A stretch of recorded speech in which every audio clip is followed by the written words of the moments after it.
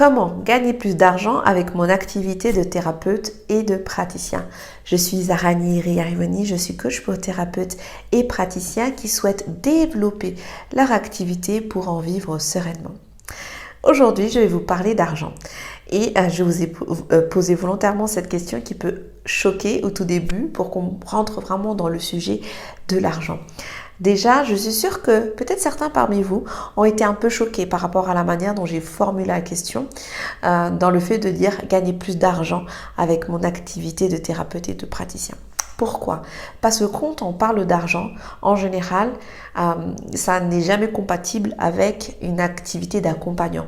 Parce que souvent, on va entendre les personnes dire « je ne fais pas cette activité pour gagner de l'argent ». Et pourtant, aujourd'hui, nombreux sont les personnes, vous et moi, qui aimeront bien vivre de cette activité, qui aimeront bien être indépendants financièrement et se dire, avec cette passion que j'ai aujourd'hui d'aider l'autre, j'ai envie de vraiment gagner à ma juste valeur, à la hauteur de moi, de ce que moi je souhaiterais vraiment être pour moi et ce que je considère être justement le niveau qui fait que je serai vraiment serein par rapport à cette vie que j'ai aujourd'hui. Et donc souvent c'est tabou. Et pourtant quand on a cette manière de réagir par rapport à l'argent un peu qui est tabou, on crée en fait un blocage par rapport à cet argent qui porte une énergie, on crée un blocage et on crée ce blocage qui fait que finalement on ne reçoit pas, on ne s'autorise pas à recevoir l'argent.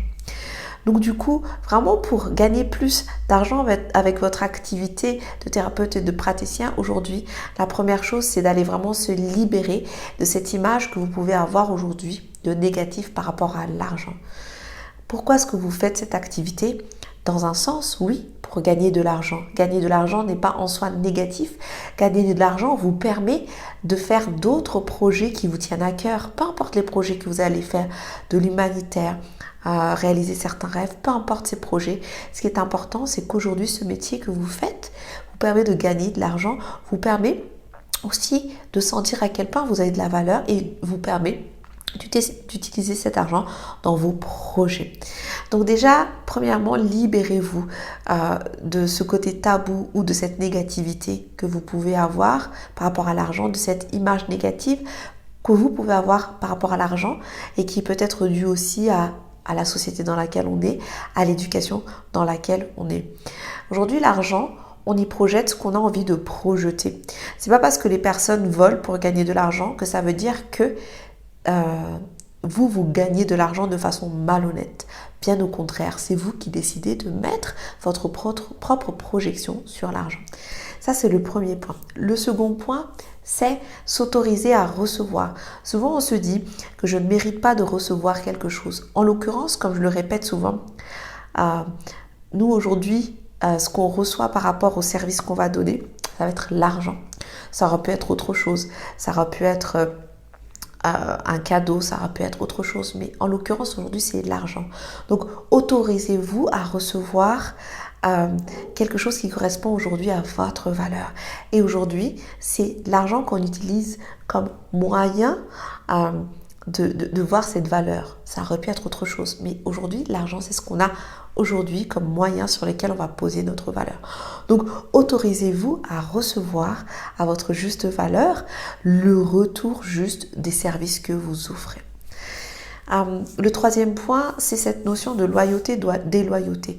Souvent, on ne gagne pas l'argent, on ne reçoit pas d'argent parce qu'on a une certaine loyauté envers quelque chose. Alors, ce point-là est assez, pas compliqué, mais assez subtil à travailler, assez profond, puisqu'il vient là toucher souvent à notre histoire plus familiale. Ça peut être par exemple, on est issu d'une famille qui a l'habitude, en fait, si on regarde l'histoire de la famille en transgénérationnel, on voit que dans cette famille, toutes les personnes qui ont été en entrepreneuriat ont fait faillite. Et dans notre construction, il se peut qu'on ait cette loyauté, qu'on développe cette loyauté qui fait que si je ne reproduis pas le même schéma que certains membres de ma famille, Voilà, c'est comme si je n'étais plus loyale à cette famille. Donc là, il y a un point de déloyauté sur lequel, un schéma de loyauté sur lequel il faut vraiment se libérer et casser cette loyauté qui nous emprisonne et qui nous fait retravailler ou revivre des schémas qui ne sont pas les nôtres. Donc voilà ces 3 points que je souhaitais partager avec vous. Je vous invite aujourd'hui à mettre le doigt sur là où vous avez le plus de difficultés et à travailler sur ces points. Si vous avez envie qu'on travaille ensemble plus en profondeur sur ces sujets de l'argent, n'hésitez pas à venir vers moi, prendre rendez-vous avec moi pour une séance offerte pour qu'on voit ensemble comment je peux vous aider et qu'on qualifie ensemble la manière dont on va travailler ensemble si cela est possible bien sûr et afin que moi je puisse vous aider à avancer par rapport à vos différents blocages. Donc prenez rendez-vous sur mon site internet dans la section séances gratuites ou prenez tout simplement contact avec moi en MP sur Zahra Nihir Reveni Sophrologue.